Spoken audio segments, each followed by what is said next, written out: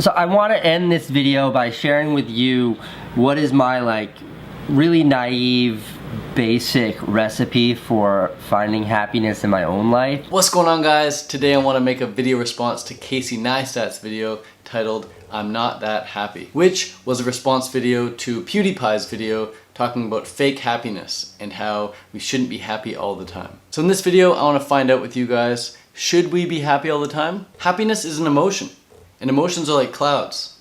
Sometimes they stay a while and sometimes they move very quickly. But they're always coming and going. They always come and go. Our emotions are also created by us. We manufacture them in various ways. Sometimes we do it intentionally and sometimes we do it unintentionally. Mostly it's unintentionally. In Casey's video, he said, whenever I'm really down, I just try to focus on what's really good. Because Casey knows that by changing his focus, he changes his feeling. And that he's always in control of his focus, and thus in control of his feeling. And if he's aware that he's feeling a bad feeling, then he can change it if he wants to. Realizing that focus equals feeling was a huge unlock for me.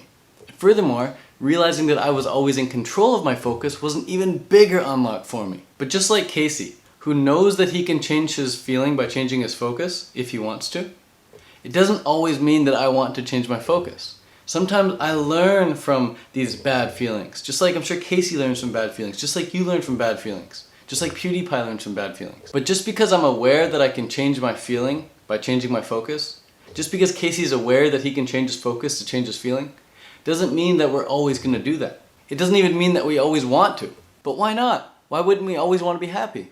Happy feels good, right? Because we humans are curious monkeys, man. We like to find stuff out. We like to figure stuff out. We like to take journeys and adventures and discover things. And feeling bad shows us things about ourselves that we normally would never see before, that we normally couldn't see if we're happy. So if we're happy all the time and we never have these dips and we never feel bad, we're not gonna see the full picture of what it's like to be human. We won't get the same powerful perspectives that we get when we're having those bad feelings. We just won't learn as much. Bad feelings allow us to learn a lot about how we do want to feel, about how we do want to live our lives. Feeling badly helps us appreciate feeling great. Feeling badly helps us empathize with others. And I think what's most important is that feeling bad shows us how we don't want to live our lives. And when we know how we don't want to live our lives, if we just flip the opposite, we know how we do want to live our lives. So I think it's important to feel bad every now and then, learn what you don't want to do, and then shift your focus when you're ready, when you want to, on the opposite of that, on what you do want to do. And then go and do that and go and feel that. So we definitely shouldn't feel bad for feeling bad. We should use the opportunity of feeling bad to learn from that. Go into it like you're holding your breath, you're going underwater, you're going deep, you're searching around the ocean floor, you're learning a lot, and you learn as much as you can while you're feeling bad before you surface back to the top with these positive emotions. You'll come up to the top, you'll surface with a new perspective on everything. You'll have a new sense of appreciation that you just didn't have before because you hadn't gone down deep enough. So yeah, we can control our happiness by controlling our focus, and we're always in control of our focus, but that doesn't mean we're always going to want to do that because we can learn so much. It's so valuable to learn from these contrasting experiences. And there's really no better place to learn from a contrasting experience than with our emotions. You know, contrast teaches us so much. When there's dark, we know there's light. When there's bad, we know there's good. When there's fat, we know there's skinny. When there's healthy, we know there's unhealthy. When there's life, we know there's death. When there's in, we know there's out. When there's left, we know there's right. When there's up, we know there's down. There's polar opposites. So whenever we're experiencing something extremely bad, we know subconsciously that there's also something extremely good in there. But we need to bring that subconscious knowingness to the forefront of our mind if we ever want to shift that focus and go and experience the things in the direction that we want to experience them in. So should we feel happy all the time? The answer is clearly no. We're not designed to feel happy all the time. I believe that the purpose of life is joy, absolutely. I feel the purpose of life is joy. But the best way to experience joy is by helping others. When I help other people, I experience so much joy, it could almost make me cry. Like I get almost teary just thinking about it. I love helping other people. And the way I help other people is by doing what I want. I just be me, I be an example. I can set the example. Sure, I can go help people physically, hands-on, help them cross the street or climb a ladder or something physically, but oftentimes it's just making a video like this. Oftentimes it's just having a conversation with them in public. Oftentimes it's just helping them with a little message online. Maybe it's doing a race and, I don't know, promoting something. It doesn't matter what it is exactly, but as long as it's what I want to do, it's going to help other people. because I'm setting an example for them. I'm saying, look, you can do what you want to do. I'm setting an example by doing what I want to do. You can do what you want to do. And that's really the easiest way to experience joy, is by helping other people. And you help other people by doing what you want to do, because by doing what you want to do, you're setting an example for them to be what they want to be and do what they want to do. But that doesn't mean you're going to be continuously experiencing high levels of happiness. I believe that there are 3 types of emotion. There are good feelings, there are bad feelings, and there are feelings that feel just fine, like total contentment. Right? The good feelings are feelings like joy and ecstasy. The bad feelings are feelings like absolute sadness and depression and guilt. And the just fine feelings are feelings of contentment. That's it. You know, this morning I was waking up, I was brainstorming video ideas. I was feeling absolute contentment. I wasn't feeling extremely happy, and I wasn't feeling very frustrated. I was just content. I was just writing some ideas down on paper to give to you here right now. And now that I'm speaking with you, I feel a little enthusiastic about this. So that's nice. But I'm not like, oh my God, I'm so happy right now. I'm so happy right now. It's not like that. Our emotions are like the colors of a rainbow. They merge and they fade together, and there's so many different shades. There's billions of shades of blue. There's billions of shades of red. There's billions of shades of gray and pink and black. There's an infinite array of emotions that we can feel, and they all merge and blend together.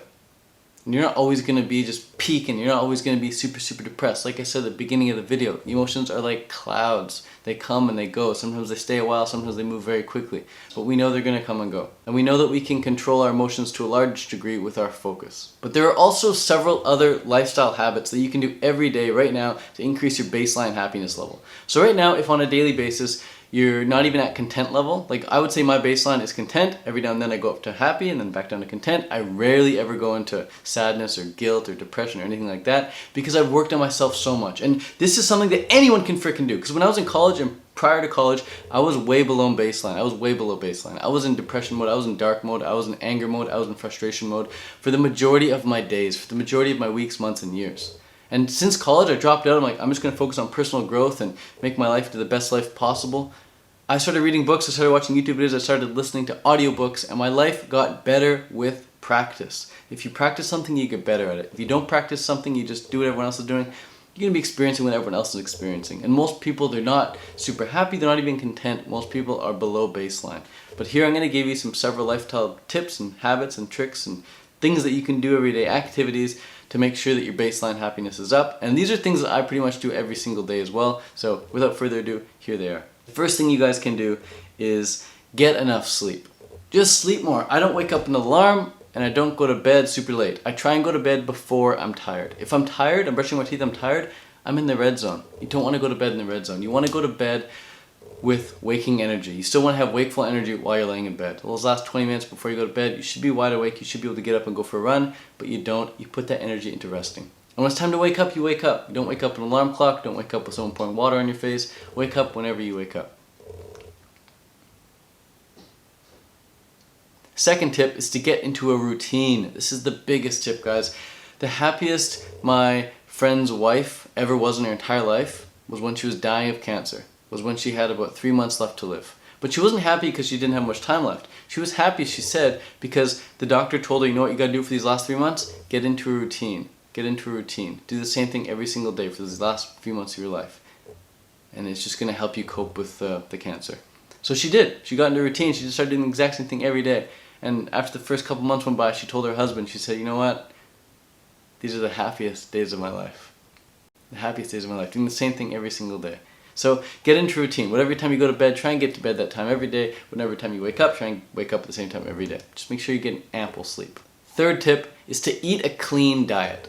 The more raw food you eat in your diet, the better. The more fruit you eat in your diet, the better. The more you focus on fruit when it comes to mealtime, the better you're gonna feel. It's just, food is mood. When you eat high vibrational foods, like raw living foods packed with enzymes, you're gonna feel fresh, raw, and alive. It's just how it works. When you eat fresh, raw living foods, you will feel fresh, raw, and alive. So when it comes to diet, eat clean. That will definitely help your baseline happiness on a daily basis. Fourth tip is to have cold showers. You don't need to go into the shower cold. You start off your shower warm. Cold showers shouldn't scare you. Cold showers, people think cold showers, oh my god, it's so scary, so scary. You go have your hot shower. But before the shower is over, you go cold, hot, cold, hot, cold, hot. And what happens is you actually start to smile. Like I'm smiling just remembering all these feelings of having the hot, cold shower. You don't go in there, you're not like fighting it. You're having a hot, cold shower. And then what ends up happening after you go cold, hot, cold, hot, cold, hot, cold, hot, just like 1 second, 1 second, 1 second, you start to crave more of the cold. Because you experience that contrast between extremely cold and extremely hot. And what's actually favorable is the extremely cold. So what you'll end up finding after you've had your shower for a bit, you'll want to finish the shower with just pure cold. And you feel so good and alive. You feel like you're being electrified with this cold therapy. So check out some cold showers when you get a chance. 5th tip is to meditate. And I say 5th tip with this hand because you can do it for 5 minutes. You don't need to meditate for 15 or 20 or 30 minutes. I personally meditate for a minimum 15 minutes a day, but you could do 5 minutes. I started out with 5 minutes for the first year of my meditation, and it went by beautifully. I've done a few 1-hour meditations in my life as well. When I was in Thailand, or when I was in Thailand, when I was in Phuket. I'm in Thailand right now.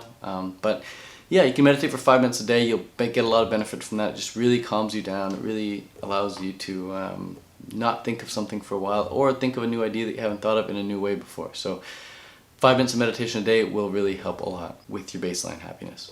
6th tip is to get your heart rate up with some exercise. Either lift weights, or go for a run, or ride your bike, or swim, or play with the kids, or climb, or do yoga, whatever's gonna get your heart rate up. I don't think walking's enough. I think walking is like what humans are like absolutely baseline meant to do.